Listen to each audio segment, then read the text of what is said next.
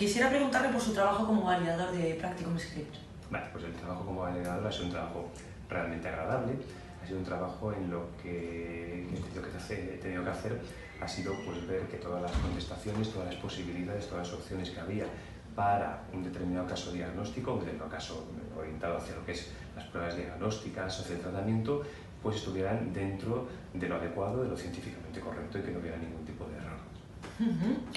Y en su carácter de experto, ¿tuvo en algún momento la sensación de que estaba frente a algo de alguna manera original o singular? Sin duda, tuve esa sensación en muchos momentos, ¿no? Lo que pasa es que también tengo que confesar que creo que la sensación de realmente si es algo original debe darla al usuario.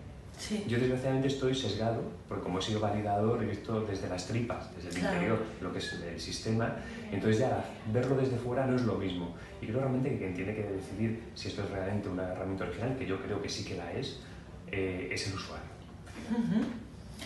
¿De alguna manera salirse de los formatos de la respuesta correcta única pudiera agregar este carácter que decía original?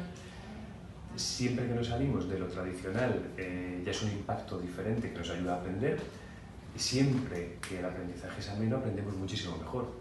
Jugando aprendemos mucho mejor que usando esquemas más tradicionales, más rígidos. Por tanto, bienvenido sea esta aproximación.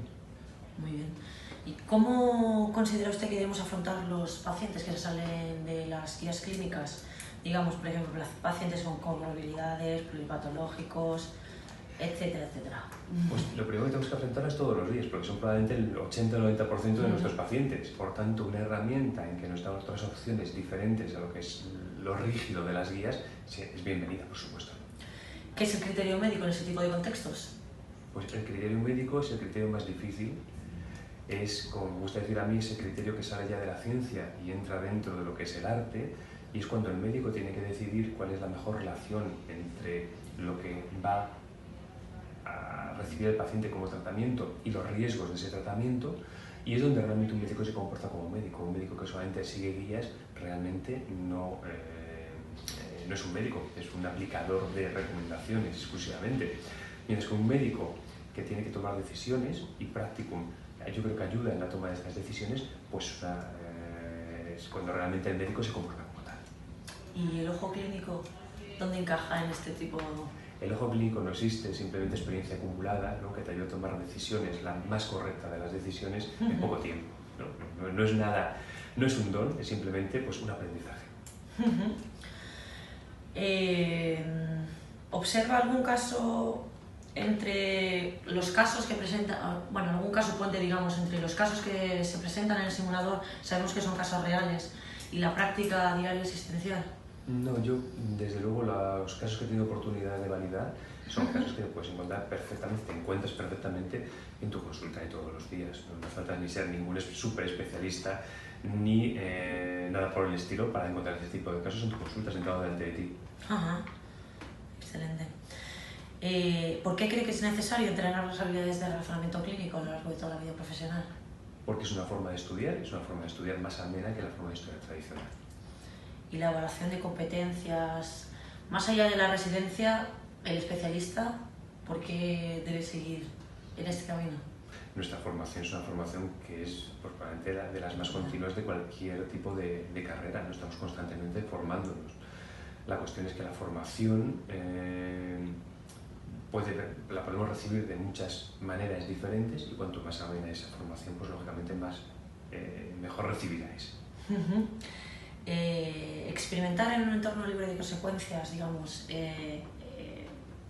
como es la simulación, redunda en pro de la seguridad de la toma de decisiones y en última instancia del paciente. Yo creo que sí, porque tienes claro que estás en un entorno libre de consecuencias, por tanto puedes experimentar, ¿no? Puedes ver en qué estás equivocándote. Cuando tú eres consciente de un error, eso es lo mejor que te puede pasar, porque es un error que ya no vas a volver a cometer generalmente, y por tanto sí te da una libertad y una flexibilidad que con un paciente de mente lógicamente no tienes. Y una última pregunta. Sabemos que la enfermedad cardiovascular es la principal causa de mortalidad, especialmente en los países de renta alta. ¿Cómo se afronta esta realidad? ¿Es usted jefe de servicio? Bueno. De sección. ¿Cuál, perdón? No se entere mi jefe me regañe. Pero vamos a ver, lógicamente esto es una epidemia, y es una epidemia que tenemos que intentar controlar de la mejor forma posible.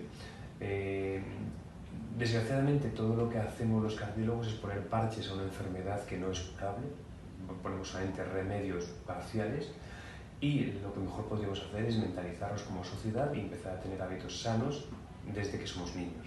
Ese es realmente el cambio y la prevención, lo que tenemos que hacer en nuestra sociedad. Todo lo demás son parches muy útiles, parches muy buenos, parches que nos ayudan a tener más vida y mejor calidad de vida, pero sin duda parches, no es la solución al problema. Muchísimas gracias por habernos atendido. Muchísimas gracias.